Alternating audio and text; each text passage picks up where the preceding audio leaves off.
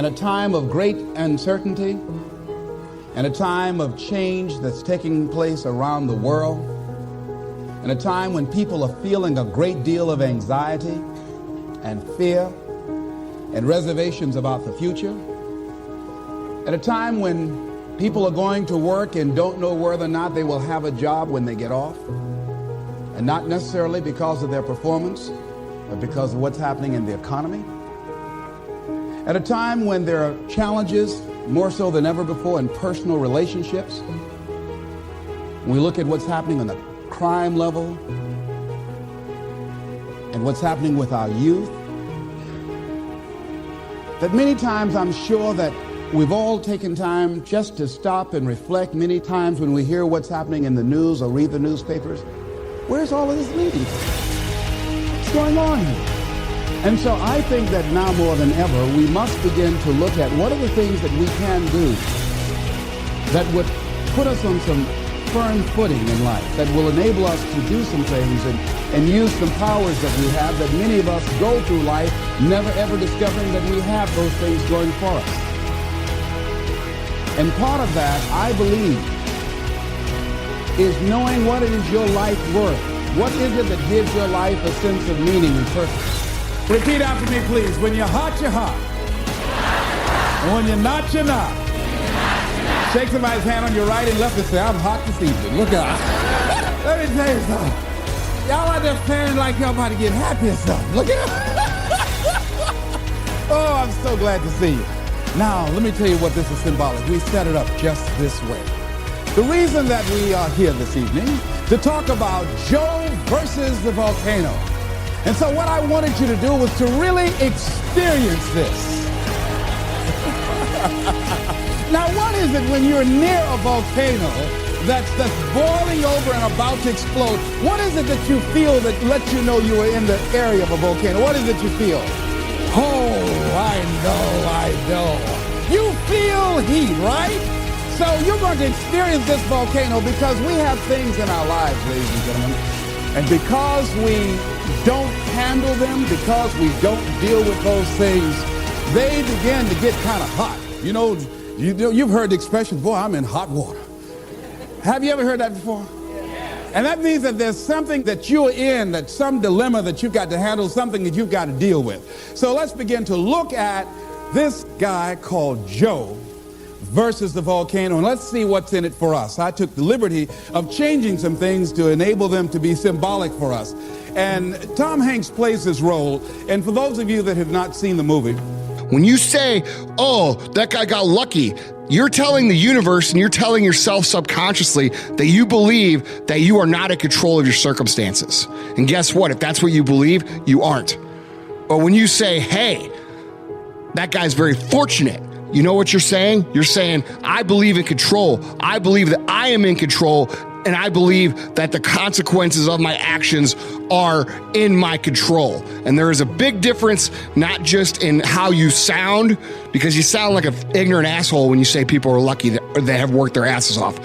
But there's a big difference in what the universe hears and what will play out when you use the different terms of fortunate versus lucky. So I'm going to ask you guys to please stop using the word luck when you talk about other people's success and use the term fortunate. It's going to help you out. It's going to help out your results, and it's going to make you sound like not an asshole, okay? So is there, because right now I know there's this guy, right, that he's listening, he's saying, but Andy, there is such a thing as luck. There is luck. Well, no, there's luck. Like when you're riding your bicycle down the road and a car hits a puddle of oil and does a donut and misses you by an inch, like we all see on these videos on Facebook, that's luck, right?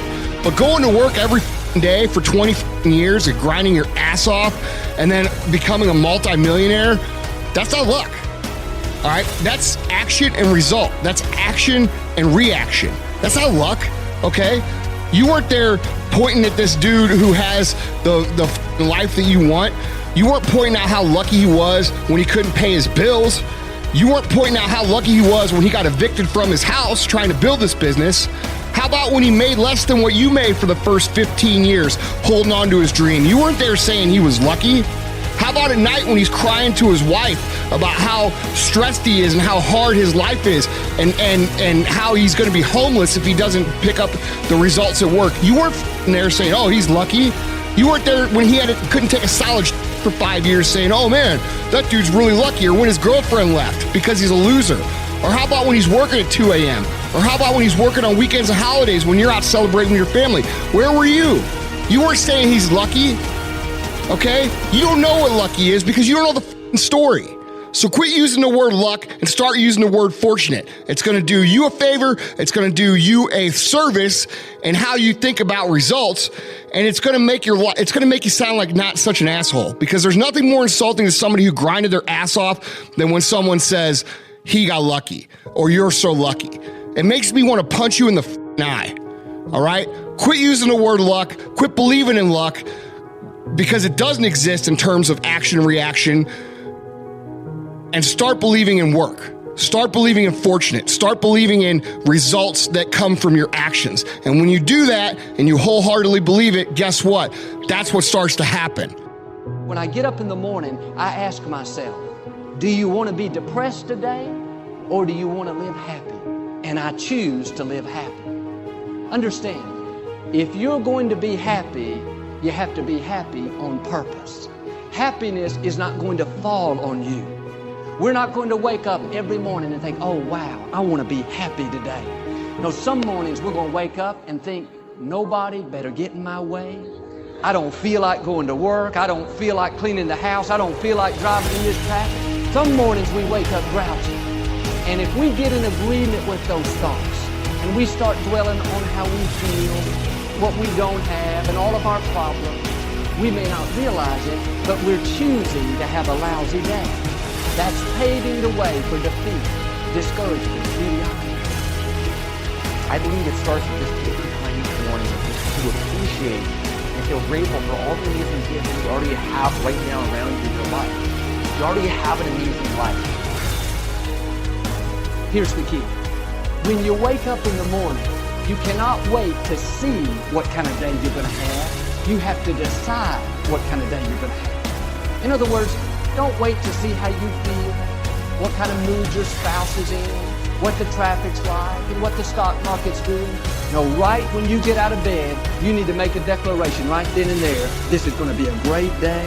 I'm excited about my future. Something good is going to happen to me today. That is setting the tone for a blessed, prosperous, happy day. As soon as you open up your eyes in the morning or whenever it is that you start the day, there's this governor on our lives, and it is a governor, and it's your identity. It's this internal, it's what you think you're worth. It's what you think you deserve. And the problem for good people, see, we all know someone right now in our life, or we have, who's not ethical, who's not a good person, who's winning, and you're like, I can't believe they're getting it, right? Why can't I? I'm a good person. I treat people well. I'm honest. Here's the reason why. By the way, the unethical person, eventually, karma, you reap what you sow, comes home to roost. But if you're a good person, this is so important people understand this, because it took me a long time.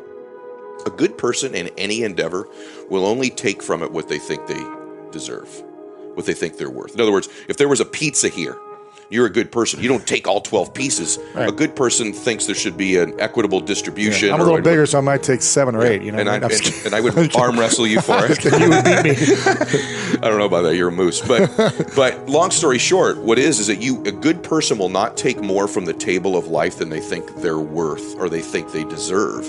And so you have this governor on your identity. So what happens is it's like a thermostat. Our lives get going.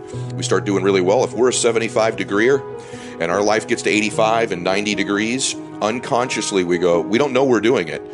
We start to cool life back down to get it back to where we're comfortable.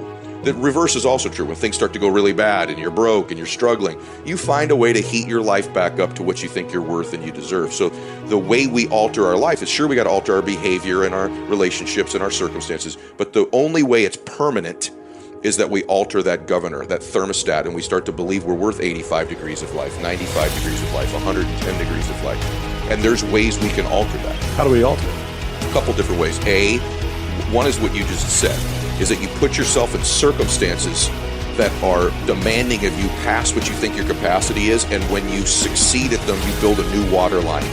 You do. You throw yourself out there past where you're comfortable, and you do an 85 degrees behavior and you knock it out of the park and you go, your brain starts to believe it. Repetitiously, when you start doing that, you build a new line. Now you're 85 degrees. That's number one. The second way, though, is association. If you're around people, and whatever that endeavor is, if it's a sport you're in, or if it's a business, or your faith, or your peace, if you begin to associate with people who live in that space at a higher temperature than you, through association, you get heated up. Yeah. And so if you're an athlete, for example, you're a 70-degree athlete, and you start training all the time with 85 and 90 degrees, your identity through osmosis goes up. If you're a person who's trying to improve their faith in their life or their personal peace about them, you all know this. You've seen it. When you start to hang around people that are a little bit more peaceful than you or meditate a little bit more, through that association, over time, thermostat changes in that area. And so it's both behaving in a certain way and then your association. Yeah, I believe that. You've got to ask yourself, what do I want out of life? What do you want out of life? What do you want out of a job? What do you want out of a career? What do you want out of a relationship? What do you want? What gives you your life? How will you know when you got it? What will make you happy? You need to know. You need to start asking yourself some questions. What do I really, really, truly want?